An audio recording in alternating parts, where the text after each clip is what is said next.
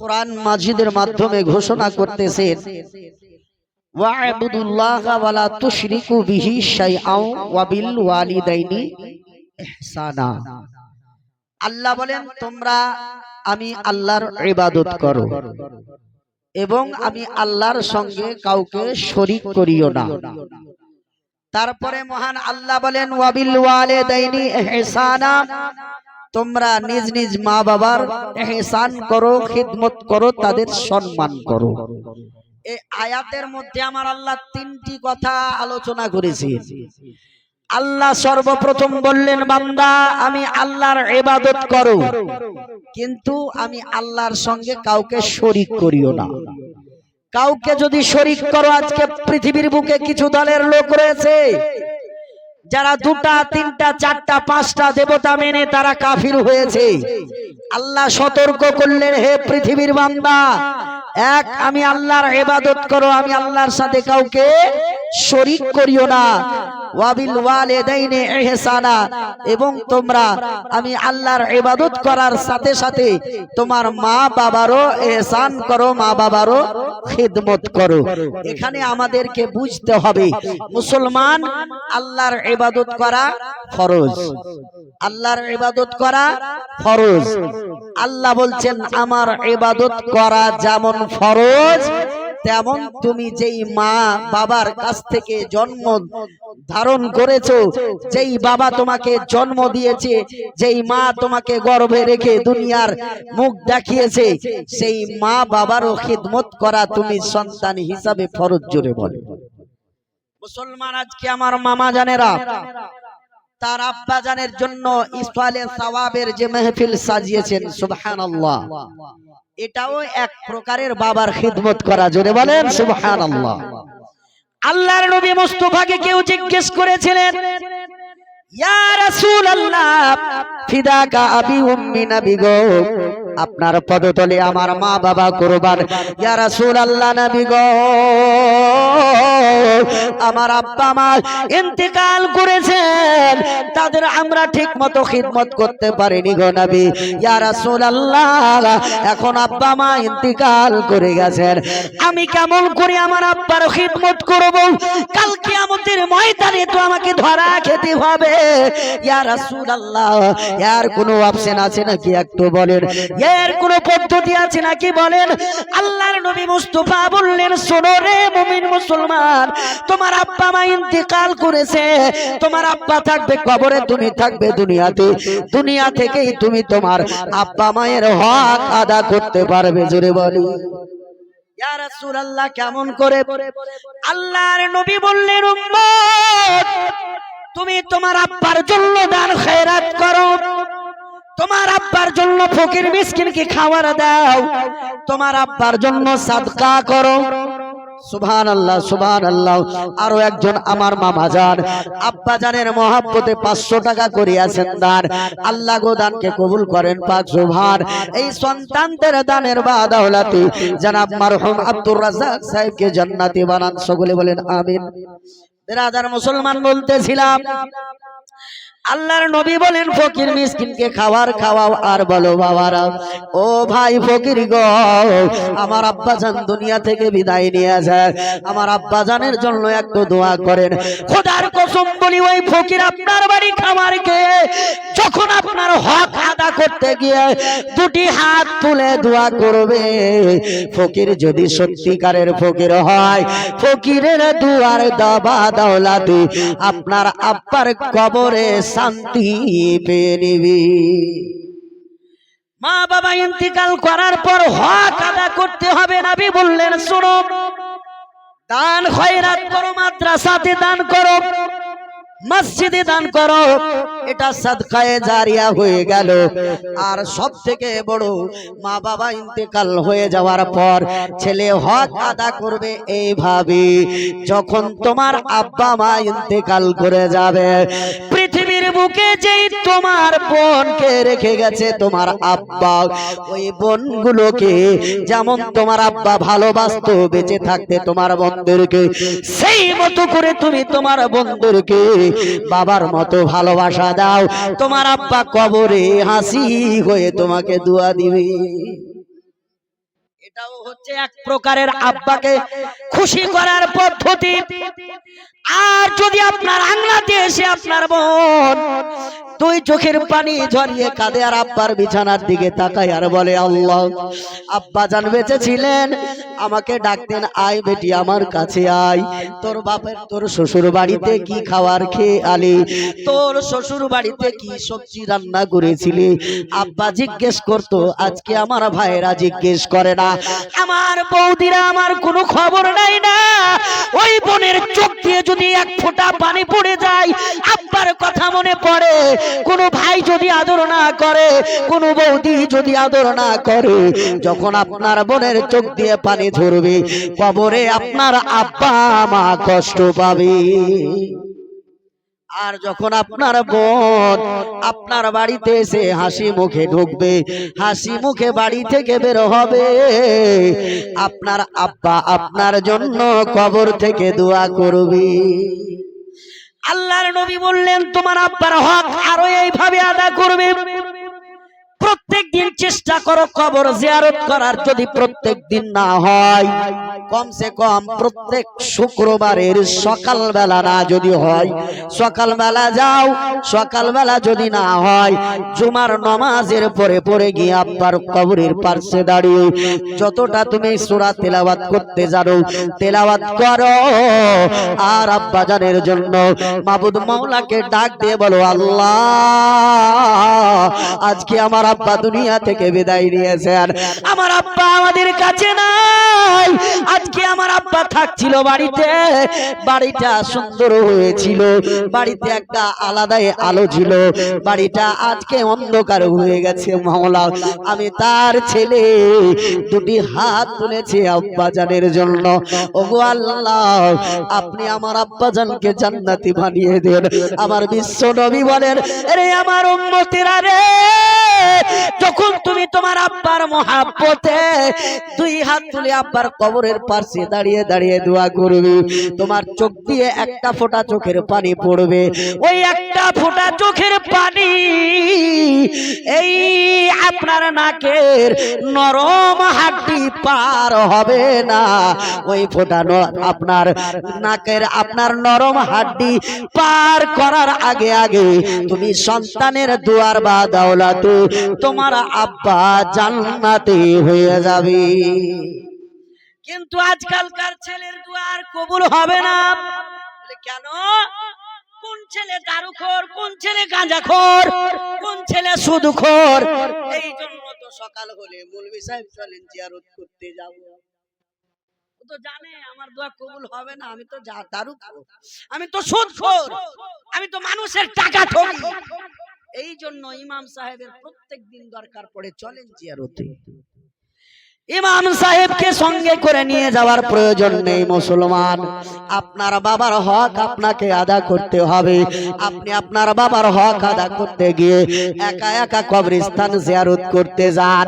আমার বিশ্ব নবী বলেন, হাজারো আলিম একদিকে দাঁড়িয়ে থাকবে, তাদের দোয়া কবুল হতে দেরি হবে, কিন্তু তুমি নেক সন্তান ছিলে, যোগ্য বাবার যোগ্য ছেলে, যখন তুমি আব্বার জন্য দুই হাত তুলবে, আলেম ওলামার দুয়ার আগে তোমার দুয়াটা আল্লাহর দরবারে আগে কবুল হবে। কি বাবা কথা ভুল বলছি? নেক হতে হবে, নেক। আপনি মনে করলেন আব্বা আমার দুনিয়া থেকে বিদায় নিয়েছেন, আমি 40 দিন জিয়ারত করলাম। সাইদ ইসলাম ফারুক সাহেব কি বলে গেলেন যে কবর জিয়ারতটা শুধু 40 দিনের জন্য নয়, যতদিন আপনি বাঁচবেন আব্বার কবরে যান, যতদিন বাঁচবেন মায়ের কবরে যান, আত্মীয় স্বজন পাড়া প্রতিবেশীর কবরে যান। আল্লাহ পাক রব্বুল আলামিনের নবী বলেন, মৃত্যুর পরেও বাবার হক আদা করা যায়, তাদের জন্য দোয়া করো, তাদের জন্য দান ও খায়রাত করো, তাদের জন্য সাদকা দাও, তাদের জন্য ফকির মিসকিনকে খাবার দাও, তাদের জন্য মাদ্রাসার ছাত্রদেরকে পাঞ্জাবি সিলিয়ে দেন, মাদ্রাসার ছাত্রদেরকে চাদর দেন, ঠান্ডার দিনে শীতকাল কানে এলাকায় মাদ্রাসা আছে, একটু হেঁটে চলে যান। কোন গরিব ঘরের সন্তান, না জানি কোন মা স্বামী বেঁচে নাই, মাদ্রাসাতে সেই সন্তানটাকে দিয়েছে। ওই সন্তানটা কার কোথাকার খবর নিয়ে তাকে একটা সোয়েটার কিনে দেন, একটা চাদর কিনে দেন। ওই সন্তান যতদিন পর্যন্ত দুনিয়ার বুকে মাদ্রাসায় লেখাপড়া করবে, আপনার আমল নামায় তার সাদকায়ে জারিয়া হিসাবে নেকি পৌঁছিতে থাকবে। কিন্তু এখনকার মাদ্রাসার ছাত্রদেরকে আর আমরা ভালোবাসি না।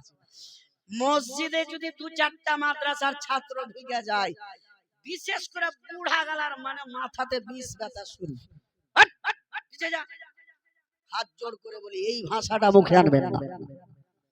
তাদের স্থান হচ্ছে আপনার নবী পাক সাল্লাল্লাহু আলাইহি ওয়াসাল্লাম বলেছেন, তারা হচ্ছে আমার মেহমান। জোরে বলেন সুবহানাল্লাহ। তালিবে ইলম হচ্ছে আমার মেহমান, আর যারা আমার মেহমান তাদেরকে ধমক দিয়ে কথা বলবে, আমি নারাজ, আমার আল্লাহ নারাজ, তাহলে তোমার ইবাদত কবুল হবে না। ব্রাদার মুআজ্জাদের সামিঈন বাবা জীবন ভাইরা, বলার উদ্দেশ্য হলো পৃথিবীর বুকে আপনি নামাজ পড়েন, নামাজ পড়া ফরজ। আল্লাহ পাকের সাথে কাউকে শরীক করবেন না, এবং আপনার মা বাবার খিদমত করা আপনার জন্য ফরজ ফরজ ফরজ। আজকে ব্রাদার মুসলমান, আমরা পৃথিবীর বুকে মা বাবাকে চিনতে পারলাম না। চিনলাম কখন? যেদিন আব্বা মা ইন্তেকাল করলো, বাড়িটা ফাঁকা, সেই দিন চিনতে পারলাম আব্বা কি জিনিস, আমার আব্বা কি জিনিস। হে ব্রাদার মুসলমান, আমাকে আপনাকে সচেতন হতে হবে। আল্লাহ পাক রব্বুল আলামিন পবিত্র কোরআনে বলেন, কুল্লু নাফসিন যায়িকাতুল মাউত, প্রত্যেক নফসকে মওতের স্বাদ গ্রহণ করতে হবে, কিন্তু মৃত্যুর আগে আপনাকে আপনার জীবনটাকে, আপনাকে আপনার ঈমানটাকে মজবুত করতে হবে, জীবনটাকে নেকির দিকে নিয়ে যেতে হবে।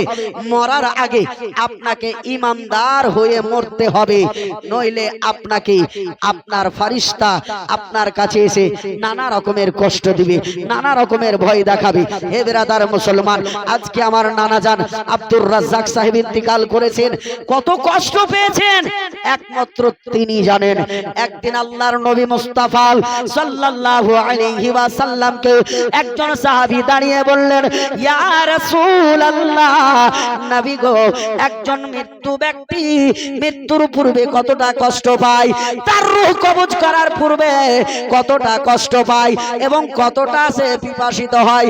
আল্লাহর নবী বললেন, এ সাহাবী শোনো শোনো, যখন একটা মানুষের মৃত্যুর সময় কাছে আসে, এতটা পিপাসিত হয়, এতটা পিপাসিত হয়, পূর্ব পশ্চিম উত্তর দক্ষিণে যত কুয়া আছে, যত আপনার টিবল আছে, যত আপনার সমুদ্র রয়েছে, যত আপনার ঝর্ণা রয়েছে, যত কুয়া রয়েছে, সব জায়গার পানি এনে যদি ওই ব্যক্তির গালে ঢেলে দেওয়া যায়, তবুও তার পিপাসা মিটবে না।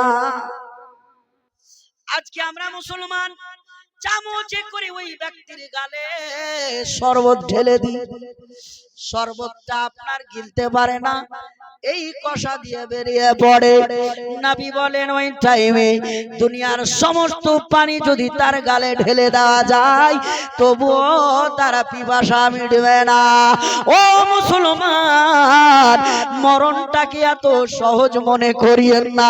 মরার পূর্বে কতটা কষ্ট হয়। নবী বলেন, যখন মানুষ খাটলাতে শুইয়ে দিয়ে মৃত্যু ব্যক্তিকে নিয়ে চলতে থাকে, তখন যে কষ্টটা পায়, ওই কষ্টের সময় এমন একটা চিৎকার করে, ওই চিৎকারটা যদি পৃথিবীর কোনো মুসলমানের কানে পৌঁছে যায়, তাহলে ওই পৃথিবীর মানুষ বেহুশ হয়ে যাবে।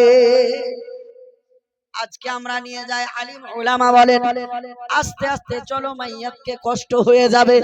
এ মুসলমান, আজকে আমরা কবরস্থানে আযাব দেখতে পাই না, পাচ্ছি কি?